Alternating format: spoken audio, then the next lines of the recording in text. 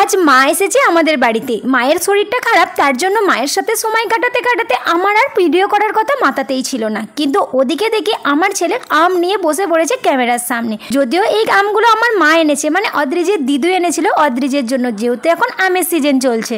ব্যালকনিতে মানে যেখানে আমি ভিডিও বানাই সেখানে গিয়ে দেখি আমার তো সমস্ত সরঞ্জাম নিয়ে বসে বসে এই সব করছে। তখন আমি বললাম, তুমি এগুলো কি করছো?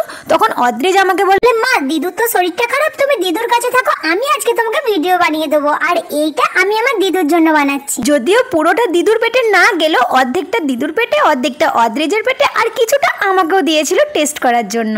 এতদিন যারা আমাকে এত সাপোর্ট করেছো, এত ভালোবাসা দিয়েছো, প্লিজ আমার অদ্রিজকে একটু সাপোর্ট করে একটু ভালোবাসা দিও, যাতে ও খুশি হয়। আসলে আজকের ভিডিওটা পুরো একাই বানিয়েছে। আর আমাকে বলেছে যে মা তুমি সবাইকে জিজ্ঞাসা করো যে আম কোন ঋতুর ফল।